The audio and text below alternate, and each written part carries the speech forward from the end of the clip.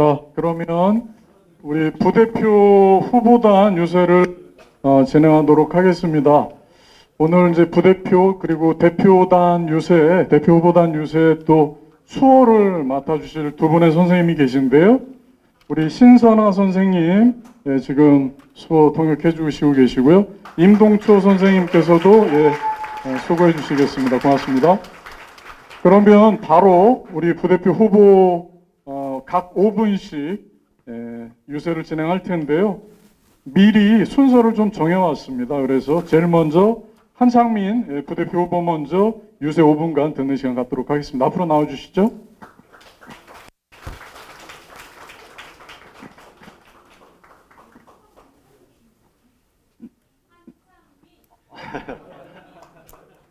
네, 누군가는 이쪽 대전, 세종, 충청을 지역 기반으로 하고 있다고 해서 홈그라운드라고 생각하는데 우리 당원들은 그런 것을 떠나서 정말 우리 당을 제대로 이끌어갈 리더십이 어디에서 나와야 되는지 현명하게 판단할 거라고 생각합니다.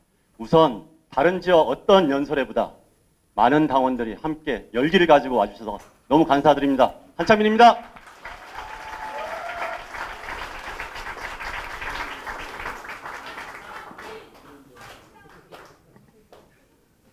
제가 전국에 있는 당원들을 뵈러 다니면서 사실은 하나의 희망 그리고 하나의 우려를 갖게 됐습니다. 아마 우리 당원들이 정말 부대표 후보들 직접 대면하고 이야기를 나누고 그들이 어떤 생각을 가지고 있는지 만들어낼 수 있는 기회가 많지 않습니다. 일상적인 소통을 이야기하지만 여러 가지 영장적 한계, 상황적 조건으로 인해서 당원들과 중앙에 있는 지도부 그리고 당에 있는 모든 활동가들과 당에 응원하고 후원하고 지지하는 국민들과 일반 당원들과 만날 기회가 없습니다. 그래서 전국 동시당직 선거는 우리에게는 축제여야 하고 소통의 기회여야 합니다. 그럼에도 불구하고 너무도 안타깝게 이번에 연설회가 광역별로 이루어지고 그리고 우리 당원들과 소통할 수 있는 기회 일반 공고물이 당원들에게 가지 않고 있습니다. 이 부분에 대해서 내부적으로 우리 당의 한계를 알면서도 좀 개선해 주기를 요청했지만 아쉽게도 이게 반영이 되지 않았습니다. 저는 우리는 진보정당이라고 이야기하면서 과거로 퇴보할 수는 없다고 생각합니다. 어떤 사람들보다 세상의 아름다운 가치를 지켜내고 세상과 함께 자유롭고 공정하고 평등하고 누구도 차별받지 않고 혐오받지 않는 그런 세상을 만들기 위해서는 우리부터 끊임없이 고민하고 끊임없이 성찰하고 끊임없이 진보해야 됩니다. 변화해야 할 때 멈추면은 진보가 아니라 퇴보입니다. 저는 그래서 이번 당직 선거가 우리 당원들이 더 많이 소통하고 더 많이 고민하는 그런 기회가 되면 좋겠습니다. 그런 면에서 대표 두 분의 여러 가지 전략적 노선 매우 반갑습니다.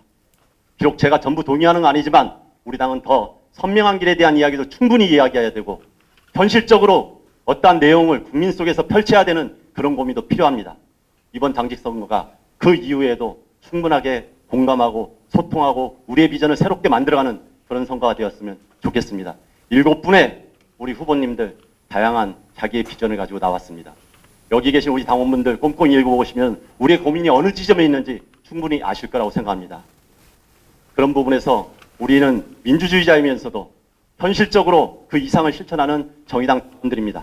그런 부분에서 우리는 함께 자랑스럽고 자부심 있는 그런 선거를 끝까지 마무리해 주시길 당부드립니다. 제가 여러 가지 세부 공약을 공보물에 담았습니다. 그렇게 공보물을 하고 출마 선언문 또한 어찌 보면은 거의 원론적인 이야기를 했다고 해서 주변에서 우려가 많았습니다. 왜 다른 부대표들은 자기의 독특한 색깔, 민생, 생태, 여성, 노동, 청년 여러 가지 색깔을 드러내고 있는데 왜 한창민만은 포괄적인 이야기를 하고 있느냐 이렇게 걱정을 하셨습니다. 제가 말씀드렸습니다. 우리 당에는 여러 가지 본부가 있습니다. 생태본부가 있고 민생본부가 있고 평화본부가 있고 복지본부가 있고 노동본부가 있고 청년본부가 있고 부문별 과제위원회가 있습니다. 저희들은 그런 비전과 정책과 그런 조직이 없어서 지금 현재에 머문 게 아닙니다. 문제는 어떠하게 당원들이 함께하고 국민들을 변화시킬 수 있는지 그러한 것들을 한 땀 한 땀 만들어내는데 우리의 역량의 한계가 있었을 뿐입니다. 그래서 비전은 소중히 하되 더 중요한 것은 그 비전을 하나하나 구체적인 현실로 바꿔나가는 거라고 저는 생각했습니다. 그래서 제가 소통을 중시하고 참여를 중시하고 우리 당원들이 자부심을 갖고 열정과 참여로 함께 바꿔나가야 된다고 그런 이야기를 다시 한번 강조드렸습니다. 지난 1년 활동교육을 받고 의무교육을 받고 했던 당원이 1000명이 채 안 됩니다. 5만 당원 중에서 1000명입니다. 우리는 나머지 4만 9천 명과 함께 우리의 이상과 가치를, 비전을, 정책을 국민 속에서 국민의 삶을 바꾸면서 반드시 만들어야 할 책임과 시대적 과제를 가지고 있습니다. 저는 그것을 누구보다도 잘할 수 있다고 생각합니다. 모든 가치와 비전이 정의당 내에서 넘쳐 흐르고 시민들의 삶을 직접적으로 바꾸고 내일의 아니라 오늘의 현재의 삶을 바꾸는 그런 부대표 반드시 되겠습니다. 여러분들이 저와 함께 손잡고 국민 속으로 당원 속으로 함께 해주십시오. 고맙습니다. 네, 예, 알아서 나오시네요. 예, 한상민 부대표 후보에게 따뜻한 격려의 박수 다시 한번 부탁드리겠습니다. 그리고 아까 후보님들께 안내를 안 해드렸는데요. 이쪽에 우리 중앙당 맹명숙 동지가 1분 되면 저렇게 피켓 들고요. 30초 때도 피켓을 들 겁니다. 30초 정도 남았을 때 발언 잘 마무리해 주시기 바랍니다. 자, 다음 우리 박인숙 부대표 후보 모시겠습니다. 큰 박수 부탁드리겠습니다.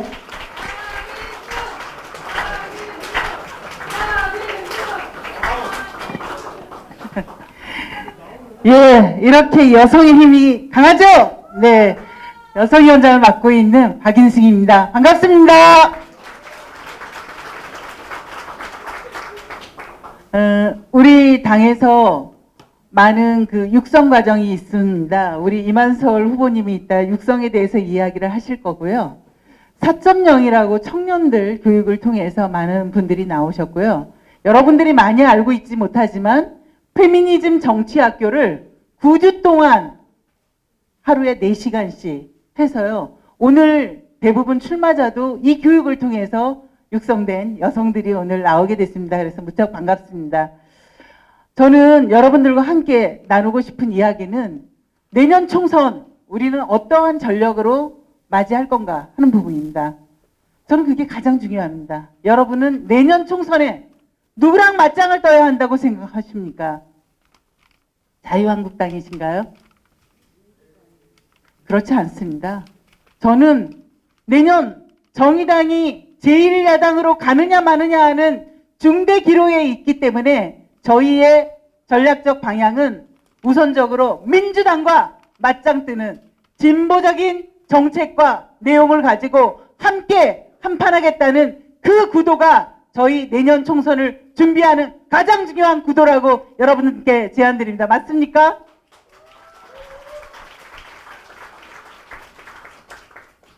정치개혁 특위장을 맡았던 심상정 의원에 대해서 아까 홍청수 후보님이 말씀하셨습니다. 저도 마찬가지로 부대표로서는 유일하게 공식적 논평을 통해서 문제 제기를 했고요. 이 문제에 대해서 우리 후보들이 정말 이인영 원내대표를 만나서 단판을 짓는 노력 등 적극적인 조치 지금 필요하다는 것에 적극적으로 공감을 합니다. 이러한 민주당과의 그 진보적인 진검승부와 함께 누구와 함께 우리는 어떠한 목소리를 대변하는 총선을 만들 것인가 하는 지점에서 저는 내년 총선 승리의 핵심 포인트는 여성이라고 주장합니다. 제가 여성이기 때문에 그렇지 않다는 거 여러분 너무 잘 아시죠? 지난해 광장을 달궜던 여성들 연인원 30만 명이 단일한 의제로 목소리를 냈습니다. 그런데 그 여성들의 목소리는 광장에 머물러 있습니다. 정치의 벽을 넘지 못하고 있고 수많은 법안들은 잠자고 있습니다.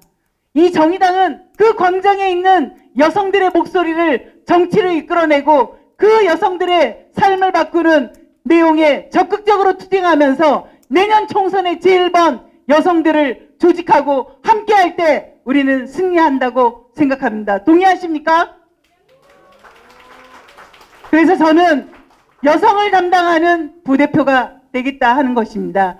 3명의 후보 중에, 3명의 부대표 중에 당당하게 여성에 대한 적극적인 의지와 지혜와 실천을 해나갈 수 있는 박인수 여러분들께 주장합니다. 또 하나는 우리에게 종잣돈이 있어야 합니다. 민주당 불안합니다. 우리가 흔들림 없이 정의당이 나가려면 노동의 뿌리를 단단하게 다져야 합니다.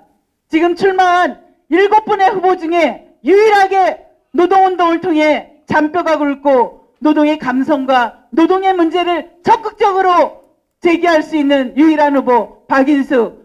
노동정치를 새로운 정치로 만들어 내겠습니다.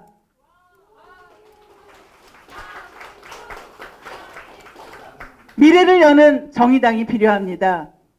그동안 우리는 다양한 분야의 사람들을 만났습니다. 저는 여기 알고 계시겠지만 전국적으로 친환경 무상급식 운동을 전국적으로 이끌고 인천에서 고등학교까지 무상급식을 만들어냈습니다. 또한 GMO 반대 운동, 이런 운동도 하고 생활협동조합 운동도 하고 있습니다.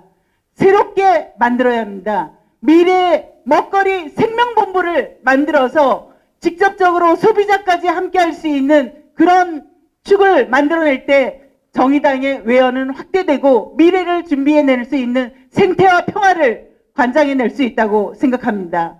두 번째는 인재를 키우는 정의당입니다.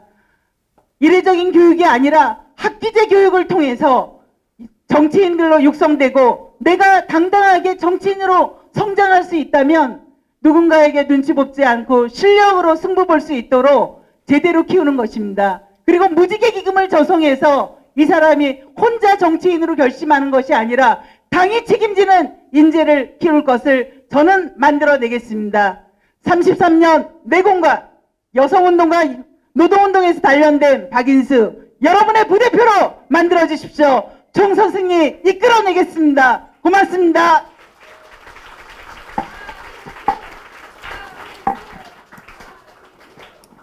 예, 우리 박인숙 후보에게도 따뜻한 격려의 박수 다시 한번 부탁드리겠습니다. 네, 다음은 우리 김종민 후보신데요. 인사하시고 아마 프리젠테이션으로 유세를 대신하시려는 것 같습니다. 일단 김종민 후보 모시겠습니다. 박수 부탁드리겠습니다.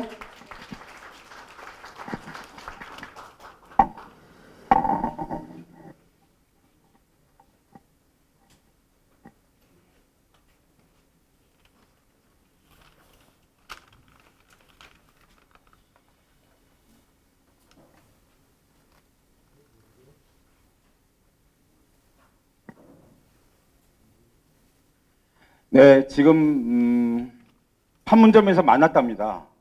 난리가 났습니다. 지금 전 국민이 격변하는 시대의 한반도를 저희가 살고 있습니다. 격변하는 정의당을 만들겠다는 마음으로 출마했습니다. 중원, 충청권의 격변을 책임져 만들어갈 부대표 후보입니다. 정의와 전력의 파워 커넥션이 되겠습니다. 부대표 후보 김종민입니다. 반갑습니다. 저는 전략가 부대표답게 PT로 여러분들에게 전략을 설명드리도록 하겠습니다. 먼저 동영상부터 보시겠습니다.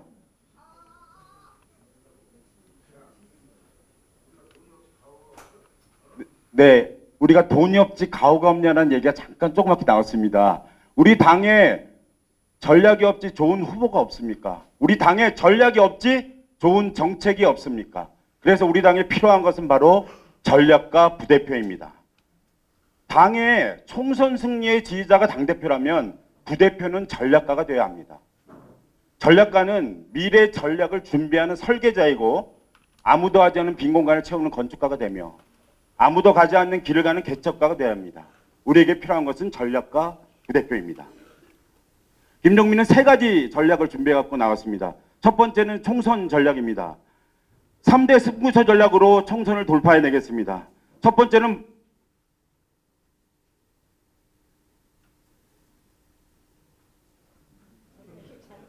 네, 이게 PT가 깨졌습니다. 잠깐만 빼주시고 잠깐만 정비를 하면 안 될까요? 그냥 말씀을 이어서 드리도록 하긴 할 텐데요.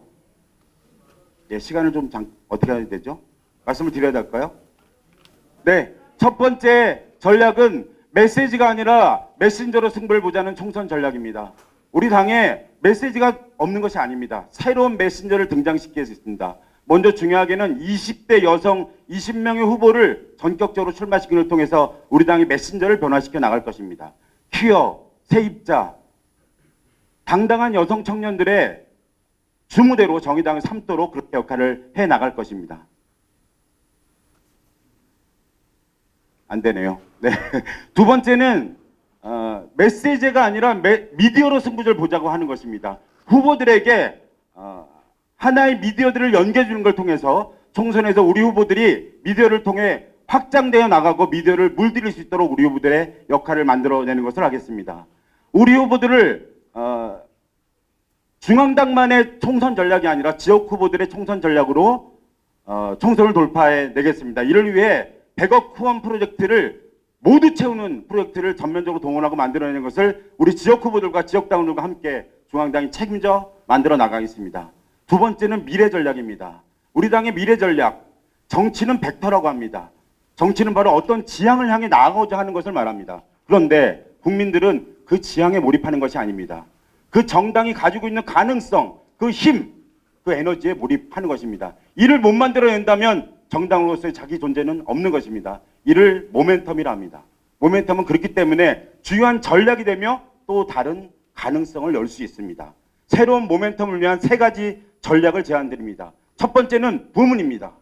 지역을 강화하고 만들어가는 것을 중요하게 하면서 지역 교부 비율을 조정해내고 지역에 대한 전면적인 상근제도를 도입하면서 또 한쪽으로는 부문의 위상을 격상시키고 부문을 강화해 나가야 합니다. 그를 위해 퀴어, 청년 여성, 세입자라고 하는 세 가지 트라이앵글이라는 새로운 모멘텀을 만들어낼 것입니다. 세 번째, 노동은 우리가 지켜나가야 될 매우 중요한 원포인트 전략입니다. 우리 당이 추진해왔던 비상구 시즌2를 통한 직장 변화 프로젝트를 전면적으로 만들어 나가고 이를 노동권을 시민권의 수준으로 확대하는 데 역할을 다해 나가겠습니다. 세 번째는 혁신 전략입니다. 김종민의 전문 분야는 정의당입니다. 여러분 생각해 보십시오. 부대표는 어떤 전문 분야의 부대표만이 중요한 것이 아니라 정의당 전반을 꿰뚫고 만들 부대표가 중요합니다. 6번의 서울시장 후보를 포함한 6번의 공직 후보 경험이 있습니다. 서울시당 위원장으로서 건축하고 설계하는 역할을 해왔습니다. 대변인으로 교육연수원장으로 누구보다도 시민들과 청년들의 언어를 잘 알고 있다고 자부합니다. 이런 경험을 바탕으로 4가지의 혁신 전략을 제안드립니다. 온라인 혁신을 포함한 매거진 진보의 미래, 정치시민센터, 신입당 웨이컨 킷을 통해 전면적인 당의 혁신을 만들어내겠습니다. 맞습니다. 지금까지 이런 부대표는 없었다. 새로운 부대표를 여러분들은 만나게 되실 겁니다. 김종민에겐 전략이 있습니다. 전략가 부대표 김종민에게 힘을 모아주시기 바랍니다. 정의와 전략의 파워 커넥터가 되겠습니다. 고맙습니다.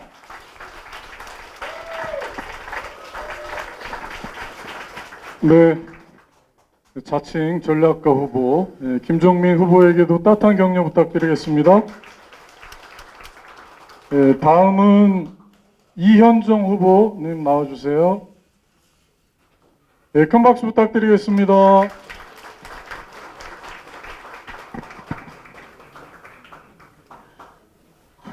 대전, 세종, 충북, 충남 당원 동지 여러분 반갑습니다. 부대표부 이현정입니다.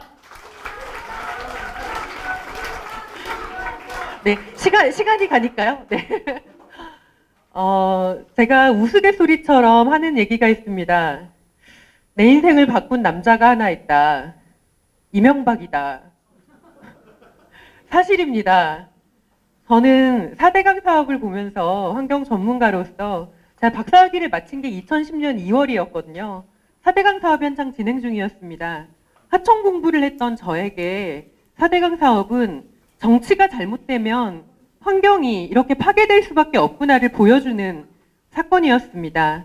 그래서 열심히 4대강 현장을 돌아다녔습니다. 그때 여기 세종에도 왔습니다. 그나마 다행인 것은 민주당 시장인 현 세종시장이 세종부를 열지 않겠다고 하는데 맞서 싸우는 우리 세종시당 당원 여러분, 강영석 위원장님, 환경위원장님을 비롯한 당원분들이 있어서 너무 다행이라는 생각이 듭니다. 세종에만 있는 것이 아닙니다. 가로림만을 위해서 열심히 싸우셨던 저기 조정상 서산 해안지역 위원장님도 계시고요.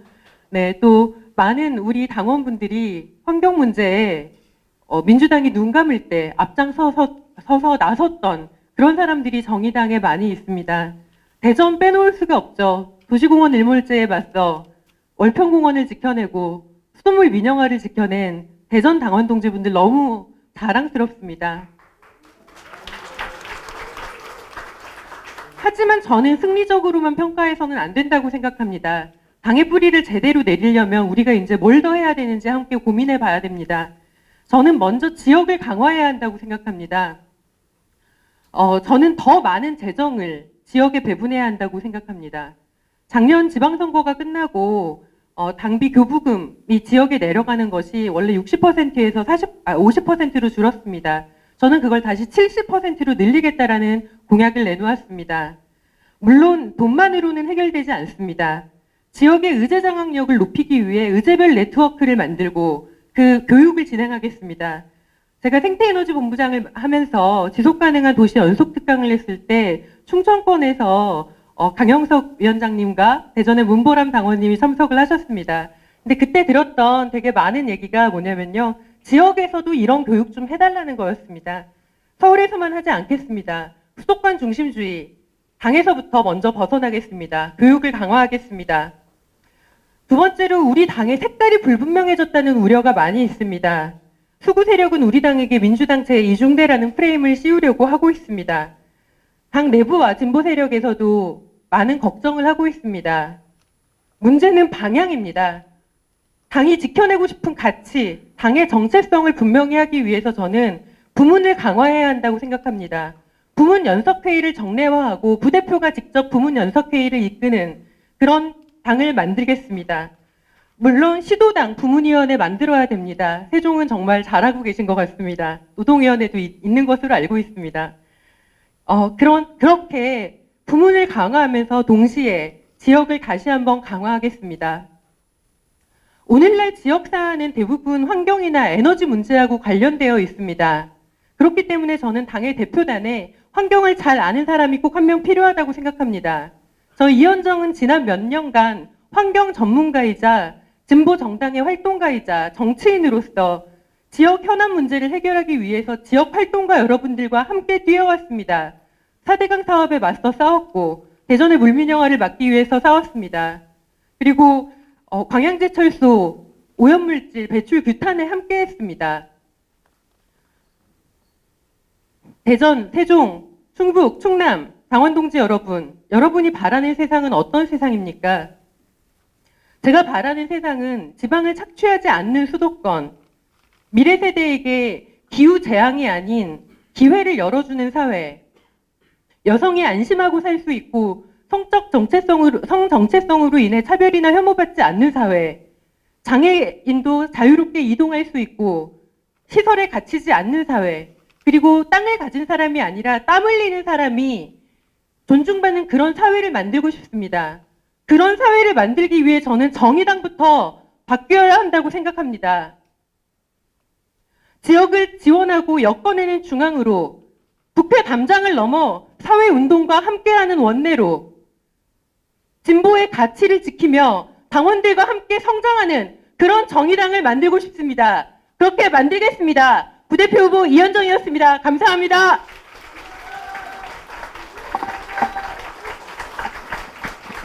예, 이현정 후보에게도 큰 격려 박수 다시 한번 부탁드리겠습니다.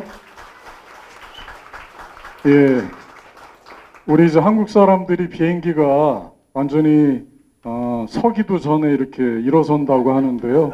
소개도 하기 전에 벌써 이렇게 나와 계십니다. 정의당에서 조금 여유를 갖고 이렇게 이제 소개하면 나오는 그런 전통을 좀 만들어 주셨으면 미안합니다. 네. 예, 다음은 우리 이만솔 후보 큰 박수로 모시겠습니다.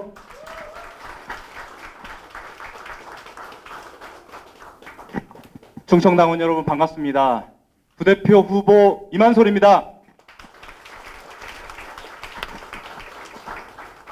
많은 분들이 저에게 묻습니다. 제2의 노회찬 심상정이 되고자 부대표에 출마했냐고. 아닙니다. 제2의 이만솔을 100명 만들기 위해 출마했습니다. 원래는 슬로건이 여기까지인데요. 최근에 한마디 덧붙였습니다. 정해진 규칙과 룰에 철저히 준수하는 이만솔. 네. 실수하지 않는 이만솔. 원래 이만솔보다 더 나은 버전의 이만솔이 저도 되고 그런 이만솔을 100명 만들겠다는 다짐을 여러분께 겸허하게 해드립니다. 저는 대한민국 최고의 진보 정치인 노회찬, 심상정 두 분 모두와 함께 일하는 행운을 오랜 시간 누렸습니다. 두 분을 각각 보좌하면서 정치적 지혜와 용기 등 소중한 덕목들을 깊이 배울 수 있었고 나도 언젠가 저렇게 훌륭한 진보 정치인이 되고 싶다는 꿈을 자연스럽게 키웠습니다. 그렇게 중앙정치 무대에서 8년 정도 경험을 쌓은 뒤 지금으로부터 5년 전 서울 서대문구 지역위원회를 창당하고 지역 정치에 첫 발을 내디뎠습니다. 정의당 후보로 공직선거에 3번 도전해서 마침내 진보정당 최초의 서대문구 당선자가 되었습니다. 당선이 된 이후에는 여러분 잘 아시는 서대문구 연희동에 거주하고 있는 전두환을 단죄하기 위해서 집요하게 노력했습니다. 그 끝에 마침내 전두환에 대한 가택수색과 재산 압류를 이끌어냈고 이것이 KBS 9시 뉴스 등 전국 주요 언론에 보도돼서 전국의 많은 당원과 국민들로부터 정의당 구의원은 웬만한 당 국회의원보다 낫다 이런 평을 듣는 의정활동 성과를 거두기도 했습니다. 제가 청주 지역에서도 전화를 한 통 받았는데요. 이분이 작년 지방선거 때 자기는 자유한국당이 너무너무 미워서 청주에 출마한 모든 민주당 후보에게 표를 다 몰아줬답니다. 충북도지사, 청주시장, 청주시의원 할 것 없이 다 민주당에게 표를 몰아줬는데 제가 출연한 KBS 9시 뉴스를 보고 정의당 구의원이 전두환을 단죄하는 것을 보고 이분이 다음번 선거에서는 무조건 청주에 출마한 정의당 후보에게 표를 몰아주기로 약속해 주셨습니다. 김종배 의원님 박수 크게 쳐주십시오. 제가 청주에 최소한 한 표 벌어놨습니다. 저는 가까운 미래에 제2의 노회찬이 될 자신이 있습니다. 그런데 부대표에 출마한 이유는 다른 데 있습니다. 작년 지방선거 때 전국의 많은 당원들께서 저에게 이런 말씀을 하셨습니다. 우리 지역에도 이만솔 같은 정의당 후보가 있으면 좋겠다. 그리고 선거 이후에는 제 의정활동을 보면서 또 이렇게들 말씀하십니다. 우리 지역에도 이만솔 같은 정의당 의원이 한 명 있으면 좋겠다. 매번 선거 때마다 정의당 후보가 있는 지역보다 없는 지역이 압도적으로 더 많고 또 선거 이후에는 정의당 의원이 활약하는 곳보다 그렇지 못한 곳이 더 많은 게 우리 정의당의 냉정한 현 주소입니다. 이에 많은 당원들께서 크게 안타까워하시고 개탄하십니다. 여러분의 아쉬움을 제가 해소하겠습니다. 빠른 시일 안에 전국 모든 지역에 제2의 이만솔을 만들겠습니다. 여러분 상상해 주십시오. 우리 대전 유성구, 대덕구, 서구, 충남 서산 태안, 그리고 충남 아산, 천안, 충청의 모든 지역에 단 한 군데도 빠짐없이 이만솔 같은 능력 있는 의원들이 탄생해서 거침없이 활약한다면 당원 여러분들 얼마나 신나고 설레는 일이겠습니까? 우리 얼마 전에 충북 음성 당원들께서 지역위원회 창당이라는 최고의 성과를 거두셨습니다. 존경하는 오영훈 위원장님과 충북 음성 당원들께서 마침내 힘을 모아서 창당을 했는데 그 다음 과제는 무엇입니까? 정의당 음성 군의원을 만들어내는 것이 그 다음 과제 아니겠습니까? 여러분의 상상을 현실로 만들 방안이 저에게 있습니다. 바로 육성 시스템입니다. 제가 오랜 시간 구상한 육성 시스템의 자세한 내용은 여러분들께 미리 나눠드린 유인물을 꼼꼼하게 참고해 주시길 부탁드립니다. 여러분 잘 아시는 가수 G.O.D, B, 원더걸스, 트와이스 누가 키웠습니까? 본인이 가수로 활동하는 박진영 씨가 키웠습니다. G.O.D 1집이 발매된 1999년 그 당시 앨범을 프로듀싱했던 박진영 씨의 나이가 불과 29살이었습니다. 누군가를 육성하는 데 있어서 나이는 그렇게 중요하지 않습니다. 그 사람의 경험의 퀄리티 그리고 그 사람이 보여온 능력과 성과가 얼마나 출중한지를 여러분께서 집중해서 봐주시길 부탁드립니다. 저 이만솔 자신 있습니다. 우리 충청 모든 지역에 우리 정의당 의원들을 육성해낼 육성 부대표의 적임자 여러분 누구라고 생각하십니까? 노회찬 심상정과 함께 오랜 시간 일하며 진보 정치 제대로 배운 이만솔. 중앙정치와 지역정치 빠짐없이 두루 경험하여 능력을 갖춘 이만솔. 정의당 후보로 공직선거 3번 도전하여 마침내 당선이라는 성과를 만들어낸 저 이만솔이 부대표 적임자라고 자신 있게 말씀드립니다. 저는 부대표라는 자리를 원하는 것이 아닙니다. 일을 할 수 있는 권한을 원합니다. 육성 시스템을 전격적으로 도입하고 내실 있게 운영할 수 있는 권한을 저에게 부여해 주시길 존경하는 충청 당원 여러분들께 간곡히 부탁드립니다. 정의당의 성장과 발전을 반드시 이끌어내도록 하겠습니다. 저 이만솔을 육성 부대표로 만들어 주십시오. 최선을 다하겠습니다. 고맙습니다. 네, 박진영보다는 좀 잘생긴 것 같네요. 우리 이만솔 부대표 후보에게 다시 한번 따뜻한 격려의 박수 부탁드리겠습니다. 예, 또 젊은 부대표 후보 한 분이 또 나오실 텐데 박예휘, 예, 박예휘 후보 맞으시죠? 예, 큰 박수로 모시겠습니다.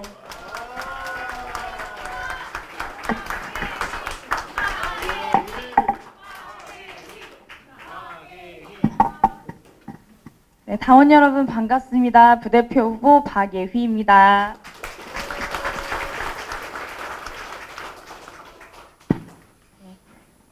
네, 오늘은 다소 불편한 얘기를 할 수도 있을 것 같은데요. 제가 원래 싫은 소리를 잘 못해서 조금 보고 읽을 수도 있는데 이해해 주실 거죠?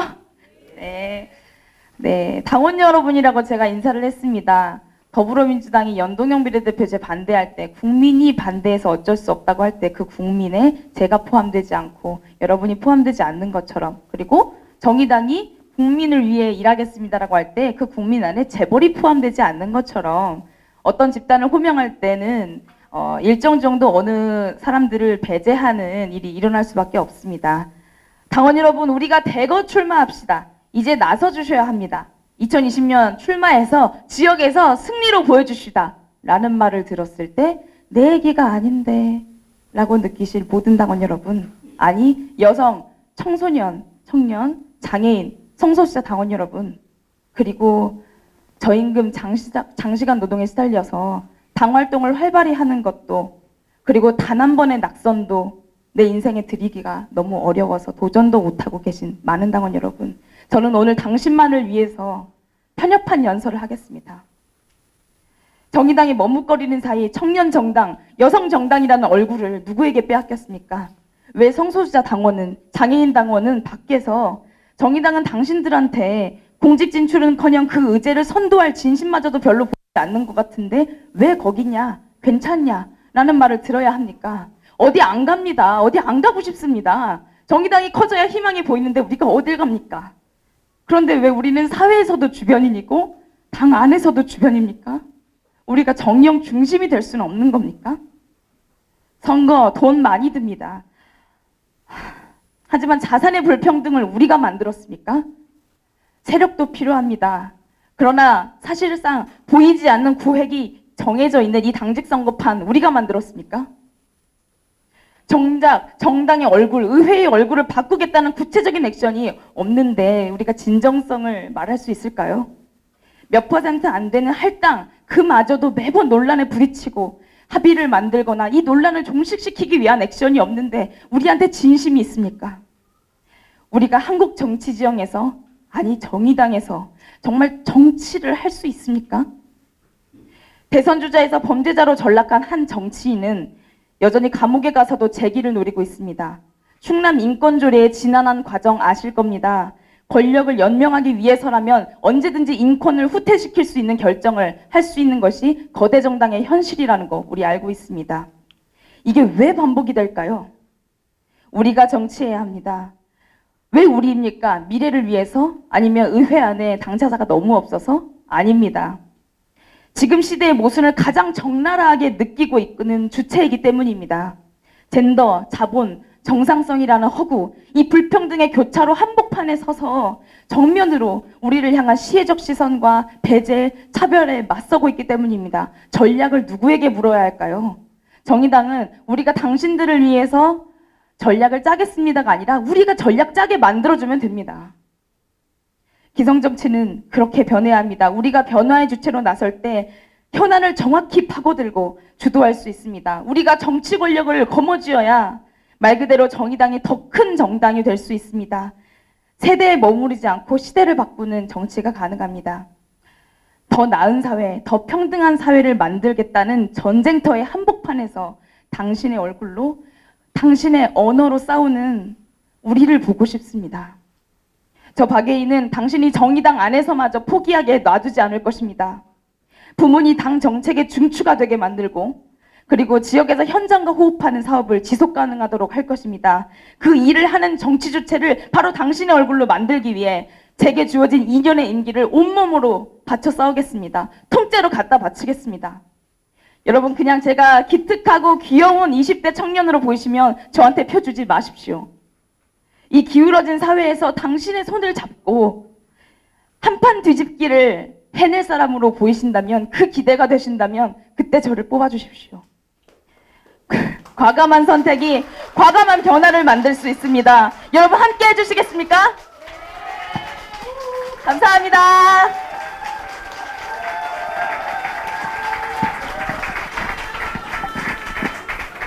예, 박수가 커서 다시 부탁 안 드려도 될 것 같습니다. 자, 마지막 부대표 후보입니다. 한 번 더 부르시는 것 같은데요. 우리 민생 부대표를 표방하고 계시는 이혁재 후보를 마지막으로 모시겠습니다. 큰 박수 부탁드립니다.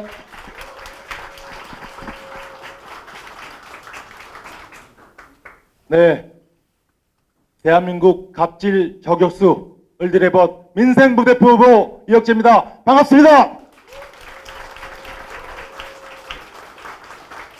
우리 박예희 후보님의 연설에 이어서 저는 그럼에도 불구하고 정당의 존재 목적을 말하고 싶습니다. 우리는 권력을 획득해야 합니다. 우리의 이익을 위해서 하는 것이 아니라 이 권력을 선용해서 우리 박예희 후보가 얘기하는 투명 인간을 위한 정치를 하기 위해서 집권해야 됩니다. 여러분, 우리 집권 가능한 정당입니까? 집권을 하려면 이 정당의 효용성이 있어야 됩니다. 아, 쓸모가 있어야 돼요. 아, 쟤네들 한번 찍어줄만 하다. 그리고 이 정당이, 아, 내가 이 정당에 투여하고 싶다라고 하는 정당 일체감이 있어야 됩니다. 그것이 없고서는 우리는 집권은 꿈에 불과합니다. 그런데 우리 정의당은 지금 집권 정당의 모습을 갖추지 못하고 있습니다. 안타깝습니다. 그 지름길이 있습니다. 바로 민생 진보 노선 민생 정당이 되는 것입니다. 여러분, 제가 불공정거래 갑질 신고센터 하면서 수백 명의 민원인을 만났습니다. 중소기업, 소상공인, 무주택자들, 불안전 노동자들, 노동조합도 없는 회사에 다니시는 분들, 이분들에게 정의당은 하늘이었습니다. 울산의 현대중공업 2차 협력업체 사장님은 신나를 사들고 울산 현대중공업 앞에서 자살을 하기 전에 저한테 전화를 거셨습니다. 위원장님, 그동안 고마웠습니다. 오늘 분신하고 끝날랍니다. 그걸 말리기 위해서 제가 1시간을 설득했고, 그리고 말렸습니다. 저는 우리 주변에서 생과 사를, 그리고 자기 목숨을 내던지는 그러한 을들이 너무나 많습니다. 여러분, 궁중족발 사건 아시죠? 그 사장님이 왜 칼을 들고 경비용역을 왔었을까요? 이 을들의 외침에 우리가 할 수 있는 것은 정치입니다. 우리가 힘이 세져야 상가 임대차 보호법을 개정하고, 지금도 노브랜드 입점에 맞서서 농성을 하고 있는 상인들에게 상생법을 개정시켜서 사업조정제도를 만들어낼 수 있다 이겁니다. 그래서 우리는 민생정당이 돼야 됩니다. 전국에 있는 지역위원회 저는 민생희망센터로 개조해야 됩니다. 우리 비상구 성과에 있었습니다. 그리고 중소기업 소상공인들, 무주택자들 우리 정의당에 몰려올 겁니다. 그분들을 우리 당의 새로운 동력으로 삼고 정의당을 리폼해야 됩니다. 을들의 정당, 피해 대중중의 연합 정당이 되면 저희 민생희망구, 민생호민관 될 수 있지 않겠습니까, 여러분? 저는 우리 정의당이 정책 정당이 돼야 됩니다. 언제까지 우리 당원들에게 유인물 하나 던져주고 거리에서 서명받고 유인물 뿌리라고 할 겁니까? 이래서 역량이 축적되지 않습니다. 여러분, 1942년 베버리지가 구빈법 보고서를 채택하고 궁핍 해소가 돼야 된다. 사회보장제도가 돼야 된다라고 하는 보고서를 냈습니다. 역사적인 보고서입니다. 저희 정의당 이런 보고서를 내야 됩니다. 우리 세종시의 노인 문제, 대전시의 청소년 문제, 서울시의 보육 문제에 대해서 우리 정당 당원들이 유권자들을 만나러 가고 그분들의 기반한 정책을 발표하고 이것이 축적될 때 우리는 집권 가능한 유력정당으로 나갈 수 있다고 생각하는데 여러분 동의하십니까?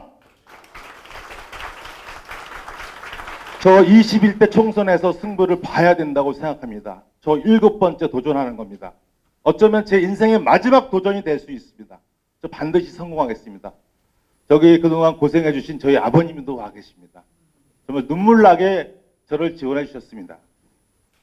26.74% 이게 무슨 숫자인지 아십니까? 지난 총선에서 국민의당이 얻은 지지율입니다. 안철수라고 하는 대통령 후보가 있기 때문에 그런 것도 있었지만 기득권 양당 정치의 혐오를 느낀 우리 국민들이 그 정도로 정당 지지해 줬습니다. 여러분, 저는 26.74%가 아니라 28%, 30% 이상의 정당 돌풍을 일으킬 수 있다고 생각하는데 여러분 동의하십니까? 저는 이번 대선 총선에서 기득권과 반기득권의 싸움을 할 것입니다. 양당 기득권 정치 타파하고 재벌 대기업 경제체제 혁신에서 정의당이 앞서겠습니다. 우리 저 박용진 의원이 한육총 적폐를 폭로해서 국민의 사랑을 받은 것처럼 우리 사회 곳곳에 있는 기득권 카르텔을 깨부시고 정의당이 공정한 사회를 바라는 우리 국민들의 희망이 되겠습니다. 여러분 이혁재에게 여러분 소중한 한 표 부탁드립니다. 감사합니다.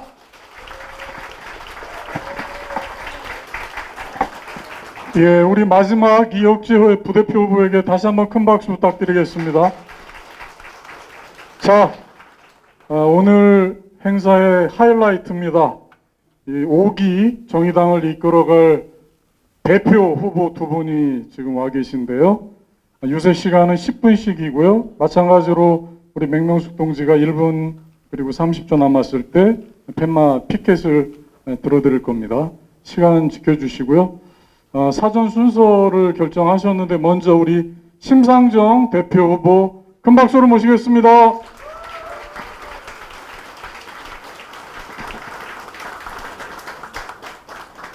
떠오르는 충청 뜨거운 경선, 우리 충청 당원 동지 여러분들의 열정을 응원합니다. 뜨겁게 경선하되 쿨하게 하셔서 내년 총선 승리에 강력한 에너지를 만들어 주시기 바랍니다. 그렇게 하시겠습니까? 네. 어제 그제 많은 동지들 그리고 지지자들께 격려 메시지 그리고 전화를 받았습니다. 오늘 여러분들과 공유하고 싶습니다.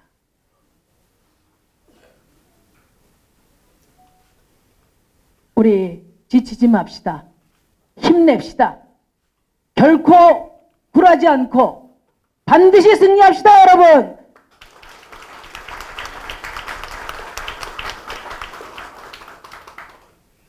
자유한국당은 심상정 해고를 시키기 위해서 84일을 가두 투쟁을 했습니다. 자유한국당이 심상정 해고에 사력을 다한 이유 뭐겠습니까?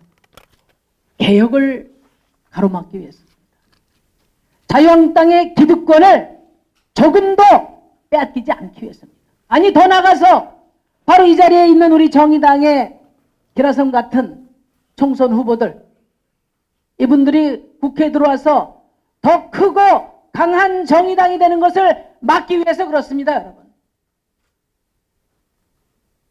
심상정이 받은 모욕, 우리 정의당이 받는 불이익 감수할 수 없는 이유가 여기 있습니다. 그것은 고스란히 권력 없고 힘 없고 차별받는 그런 이 땅의 보통 시민들의 굴욕이자 불이익이 될 것입니다. 그래서 여러분 우리는 독해져야 합니다. 내년 총선은 또 때가 되니까 우리가 치를 수밖에 없는 그런 총선이 아닙니다. 우리 힘만큼 최선을 다해서 치르면 되는 그런 총선이 아닙니다, 여러분. 끝을 봐야 하는 총선입니다, 여러분.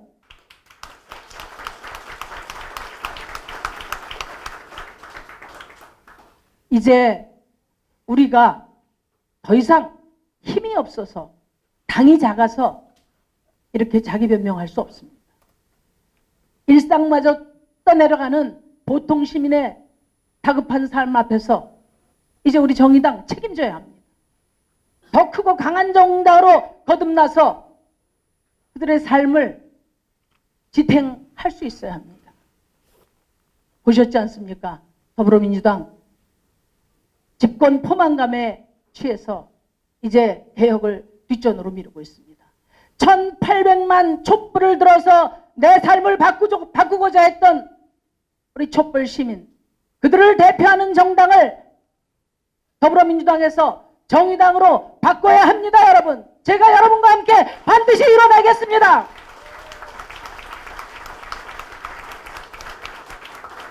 네 가지 말씀드리겠습니다. 우선 첫째, 여러분들이 다 집권 이야기를 하셨는데 정의당의 집권 가능성을 열려면 비례정당의 한계를 넘어서야 합니다.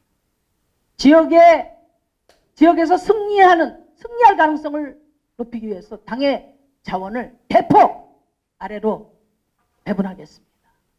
여러분들 아까 다 지역 강화 이야기했는데 제가 3기 대표하면서 우리 당비 중앙과 지역 2대 8을 0대 10으로 만들고 그중에 5를 지역위원회에 배분하는 개혁을 추진한 바 있습니다. 자기 집행부 때 이게 많이 후퇴됐다고 들었는데 강력하게 지역위원회에서부터 시작해서 당을 다시 세울 것입니다. 우리 총선 후보들 지역에서 외롭게 싸우지 않도록 중앙에 총선 지원센터 만들어서 여론조사 또 정책 홍보 지원해서 경쟁력을 높이도록 할 것입니다. 지역의 정치활동 콘텐츠를 중앙에서 직접 지원하는 가칭 지역 민생센터 이런 것도 검토하겠습니다. 두 번째, 우리 5만 당원입니다. 당당하고 또 강력한 헌신성을 갖고 있지만 5만만 가지고 내년 총선 승리할 수 없습니다. 우리 300만 지지자가 있습니다. 그 300만 지지자를 당과 밀착시키는 그런 전략을 통해서 내년 총선 승리해야 됩니다. 그게 제가 말씀드린 개방형 경선제입니다.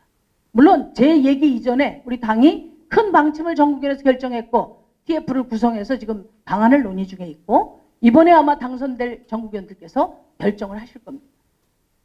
제가 생각하는 방안은 300만 지지자 중에 10% 정도 30만을 선거인단으로 조직해서 취약한 총선 지역 기반을 대폭 강화하고 그리고 정당 지지를 획기적으로 올리자는 것입니다.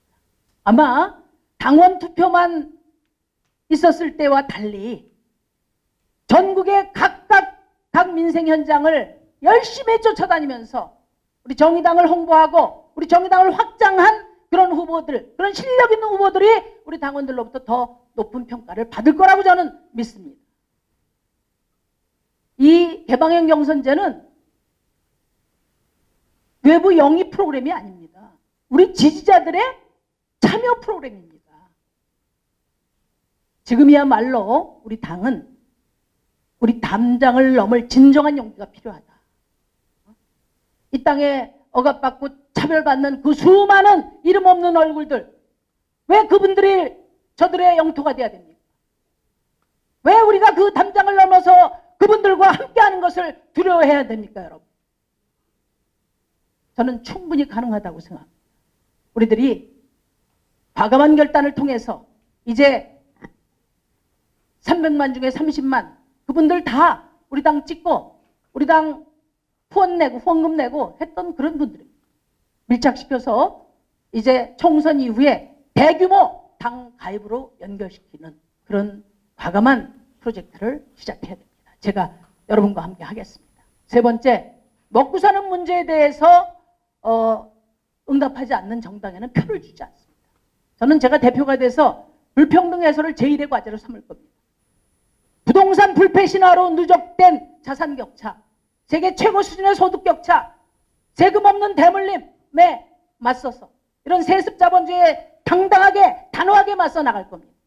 그와 함께 이제 생태를 산업과 연결하고 그 다음에 일자리를 성장과 연결하는 그런 새로운 전환과 번영의 성장 전략을 만들어내겠습니다. 당대표 산하에 뉴딜 경제위원회를 만들어서 경제적으로 유능한 정당의 면모를 보이겠습니다.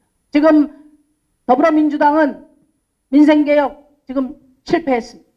자유한국당은 경제공포 마케팅으로 맞서고 있습니다. 우리 정의당은 정의로운 경제 비전을 확고히 세워서 경쟁에 나설 것입니다. 세 번째, 우리 청년 얘기 많았습니다. 청년 당당 정의당 더 외쳐야 합니다. 방법을 찾아야 합니다. 가장 중요한 것은 내년 총선에서 진보정치 황금 세대를 만들어서 선배 뒤통수 보고 우리가 성장할 수 있다는 믿음을 줘야 됩니다. 그렇게 제가 하겠습니다. 그리고 우리 당의 가장 대표적인 청년 프로그램 4.0, 4.0, 4.0 죄송합니다. 진보정치 4.0을 더 강화하고 전국적으로 확대하겠습니다. 그리고 대한민국 모든 청년들의 희노애락과 현재와 미래를 풀어내는 그런 가칭 대한민국 정치 청년 정치 페스티벌을 매년 개최해서 청년 정치의 새 시대를 열어가겠습니다. 존경하고 사랑하는 우리 충청 이게 말이 안 되네. 충청 이게 상정 이게 잘 말이 안 되거든요. 충청당원 여러분, 우리 양경규 후보가 새로운 이념 노선을 제시했습니다. 진보적 사회주의 존중합니다. 우리 당에서 공존할 수 있습니다. 그러나 민주주의 시대의 정당은 이념 정당이 아니고 우리 당원과 지지자들의 정당이고 우리는 수많은 시행착오를 거쳐서 우리 정의당의 이념을 정한 바가 있습니다. 진보의 역사와 이념은 계승하고 이어가면서도 특정 이념에 가두지 않고 또 새로운 의지에 대해서는 적극적으로 대응하는 그런 진보적 다원주의. 이것이 바로 우리 당이 결정한 우리 당의 이념입니다. 우리는 민주주의자이기도 하고 평등주의자고 평화주의자고 생태주의자고 여성주의자입니다. 그리고 성소수자, 장애인 모든 억압과 차별에 맞서 싸우는 인권 옹호자들입니다. 우리 당에는 우리 양경규 후보가 말씀하시는 민주적 사회주의부터 시작해서 개혁적 자유주의까지 다양한 이념이 공존하고 있습니다. 지금 컨베이어 벨트에 끼어서 노동자들이 죽어가고 포기할 것만 늘어나는 우리 청년들, 그리고 임대료 폭등으로 내몰리고 있는 우리 자영업자, 이런 분들을 위해서 우리 정의당이 지금 중요한 것은 선명한 이념이 아니라 정책적으로 더 유능하고 정치적으로 더 책임질 수 있는 그런 정의당이라고 생각합니다. 그것이 바로 제가 우리 당원 여러분과 함께 갈 정의당이다. 선명한 깃발이 차이와 변화를 만드는 것이 아니라 차이와 변화를 만드는 흔들림 없는 실천이 바로 강력한 깃발을 만드는 것이다. 이렇게 생각합니다. 여러분과 함께 승리하겠습니다. 빙동댕 벨이 울렸기 때문에 제 연설은 이걸로 마치겠습니다. 감사합니다.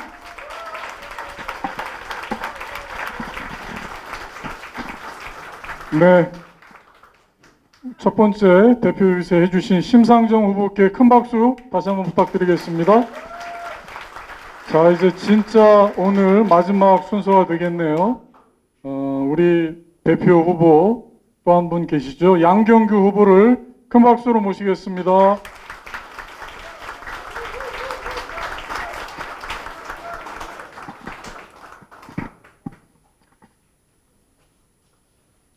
안도현이라는 시인이 있습니다.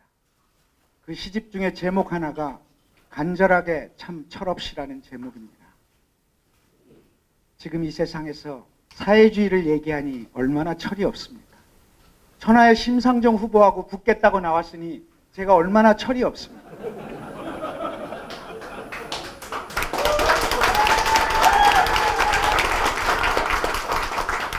제가 오늘 동지 여러분께 정말로 간절하게 참 철없이 얘기를 시작합니다. 한국사에서 진보정당을 만들었던 것, 국민승리 21을 통해서 권영길 후보를 출마시키고 민주노동당을 만들었던 것, 철없는 일이었습니다. 무상급식을 얘기하고 무상보육을 얘기하고 부유세를 얘기했던 것, 당시 그 세상에서 정말로 상식에 어긋나는 일이었고 어떻게 저런 주장을 할 수 있을까라고 할 만큼 철없는 일이었습니다. 그러나 그 철없음은 지금 우리 세상에서 상식이 되고 있습니다. 누군가 사회의 불평등과 동토로 얼어붙어 있던 그 땅에 그 땅을 파고 일구겠다라고 하는 철없는 행동을 했던 그 행동이 오늘의 상식이 되었고, 그것이 바로 진보 정치가 걸어왔던 길입니다. 그리고 바로 그 속에 오늘 여기 앉아 계신 여러분들이 함께한 세월이 있었던 것입니다.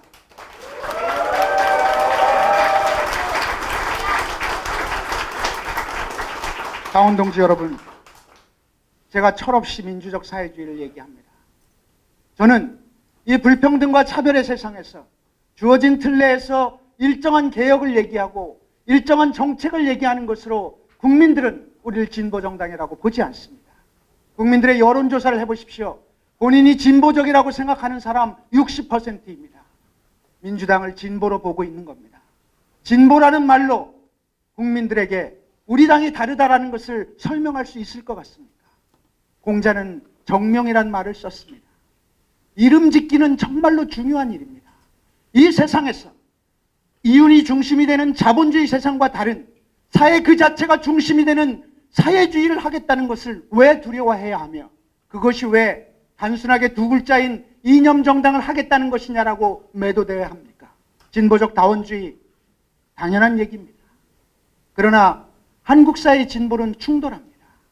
생태와 노동권이 충돌하기도 합니다. 난민 문제와 노동권이 충돌하기도 합니다. 또는 최저임금 때문에 노동자와 자영업자가 충돌하기도 합니다. 이 구조에서 모두가 핍박받고 어려운 사람들입니다.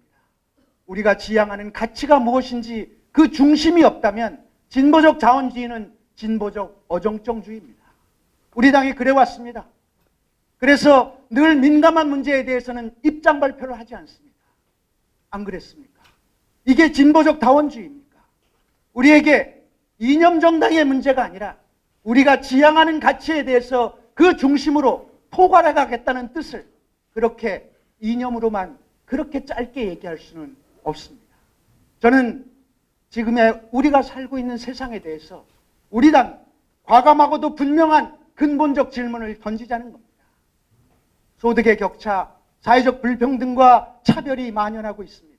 그 근원이 무엇인지, 국민의 1%가 50%의 땅을 소유하고 있는 이 나라에서 최저임금이 오르면 자영업자가 고통받을 수밖에 없는 그 원인은 무엇인지, 자영업자도 보호해야 되고 최저임금 노동자도 보호해야 된다면 그 근저에 있는 원칙적이고 가장 근본적인 문제를 해결해야 하는 것은 아닌 것인지, 그렇다면 국민의 것을 돌려줘야 합니다. 땅은 원래 국민의 것이었지 1%가 50%를 갖도록 되어 있던 것이 아닙니다. 그렇다면 돌려주겠다는 공약을 과감하게 내는 것입니다. 이게 사회주의입니다. 그리고 이것을 국민에게 설명합시다. 민주적 사회주의는 이런 것이라고. 왜 지난 10년 동안 지어진 주택의 40%를 상위 10%가 다 가져갑니까? 이 부동산의 문제, 토지의 문제를 해결하지 않는다면 한국 사회의 평등, 그리고 인권과 자유, 도저히 불가능한 문제이기 때문에 과감하게 정명을 선언한 겁니다. 이 정명은 분명하게 우리 당이 다른 정당이라고 하는 것을 확실하게 알려줄 것입니다. 이 세상에서 또 다른 세상을 얘기하는 것을 왜 두려워하십니까? 진보정당은 그렇게 살아왔습니다. 그리고 여러분들의 삶 또한 지난 몇 년 동안 또는 몇십 년 동안 그렇게 살아와서 철없다는 소리를 듣더라도 우리는 굴하지 않고 이 길을 왔던 것입니다. 이제 우리 당이 다르다는 것을 만천하에 공표하는 것, 이게 진보정당, 정의당의 새로운 변화입니다. 이 변화를 가지고 총선에 임합시다. 총선에서 국민들에게 분명하고도 명확한 정치적 메시지를 줘야 합니다. 우리는 민생을 얘기하고 경제민주화를 얘기합니다. 찬당도 얘기하고 민주당도 얘기하는 똑같은 표현입니다. 이것으로 구별 지을 수 있겠습니까? 우리는 보다 근본적인 얘기를 가지고 얘기해야 됩니다. 자한당의 부활을 막는 프레임, 이것은 민주당의 프레임입니다. 이 프레임으로는 절대로 총선에서 이길 수 없습니다. 우리는 민주당을 지지하면서도 부유하는 사람들, 부유하는 유권자를 끌어들일 전략, 민주당과 다른 전략, 민주당과 차별되는 전략을 가질 때 총선에서 이길 수 있습니다. 자한당의 부활을 막는 것으로 그 캐치프레이즈로 우리가 과연 총선에서 승리할 수 있다고 보십니까?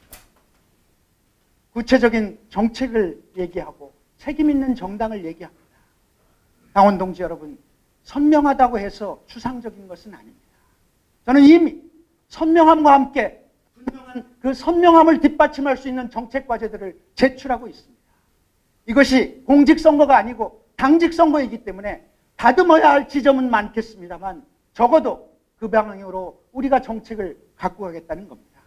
총선 전략, 우리는 이길 수 있습니다. 우리는 달라지면 이길 수 있습니다.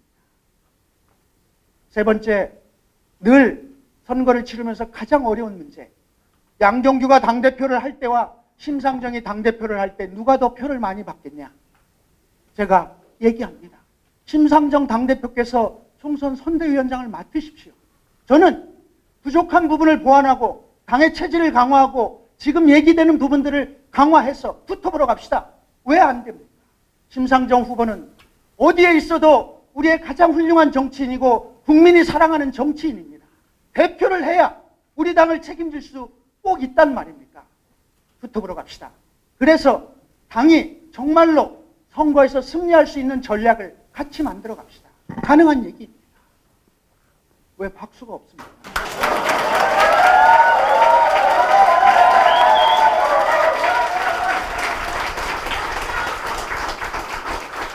아쉽게도 유세 때마다 얘기하는 개방형 경선제입니다. 저는 단연코 반대합니다. 국민에게 다가가는 것은 우리의 담장을 열어서 그들에게 우리들의 후보를 투표하게 하는 것이 아니라 우리의 메시지를 정확하게 전달하는 것이 바로 그것이 개방형 정책이고 그것이 바로 우리의 입장과 우리의 정책을 가지고 다가가는 길입니다. 개방형 경선, 어떤 형식으로 치러지든 간에 사회적 셀럽, 연예인을 이길 수 있는 우리 당의 정치인은 아무도 없습니다. 하나 있습니다. 심상정 후보님.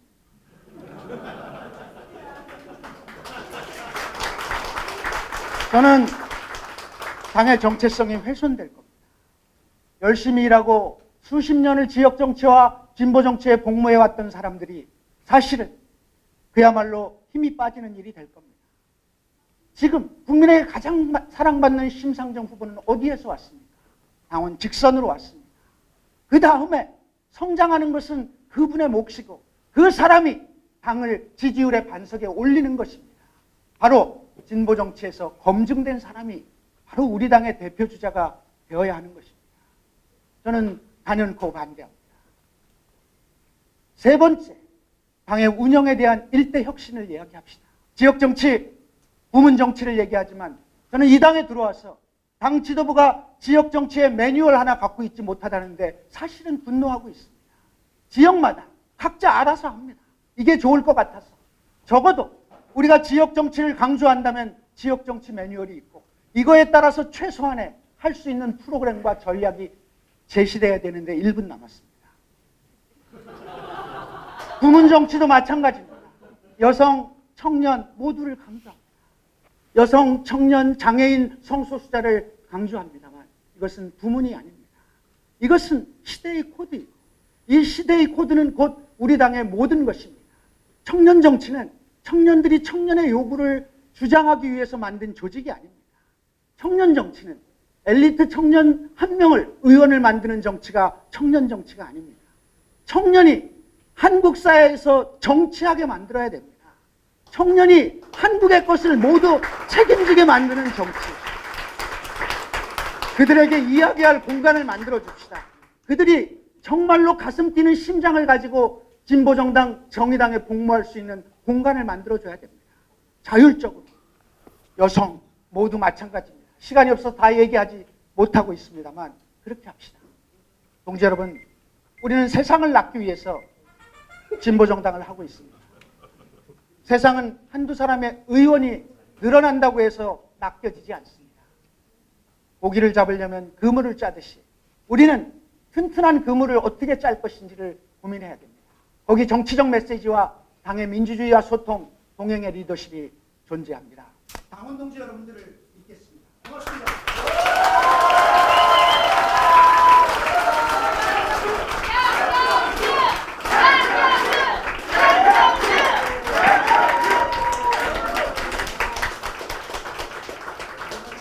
예, 똑같이 다시 한번 그 두 번째 대표 후보 유세에 나서 주셨던 양경규 후보에게도 격려의 박수 다시 한번 부탁드리겠습니다. 자, 그 자칫 좀 심심할 수 있었던 우리 당직 선거가 굉장히 흥미진진해지고 있습니다. 어느 당원께서 그런 얘기를 하시더라고요. 아니, 부대표 후보가 왜 이렇게 많이 나왔어? 누구 찍어야 돼? 그런 얘기를 하시더라고요. 누구를 찍어도 다 훌륭한 분들이니까 아무나 찍어라. 이렇게 말씀드렸는데, 저는 아까 우리 어느 후보도 말씀하셨지만, 이게 뭐 경쟁하고 후보를 흠집내고 하는 선거가 아니라, 우리 훌륭한 후보들을 당원들과 국민들에게 소개하는 그런 자리라고 생각을 합니다. 그래서 남은 유세들도 잘 건강하게 마치시고, 또 투표해서 승복하고, 또 함께 손잡고 내년 총선 승리로 이끄는 그런 후보들이 되셨으면 좋겠고요. 우리 서로 격려하는 의미로 다시 한번 박수 부탁드리겠습니다. 자, 오늘 공식적인 행사는 다 끝났고요. 그 전에 우리 오랜 시간 수어 통역을 맡아주셨던 우리 임동초 선생님하고 신선아 선생님께도 다시 한번 감사 인사 부탁드리겠습니다.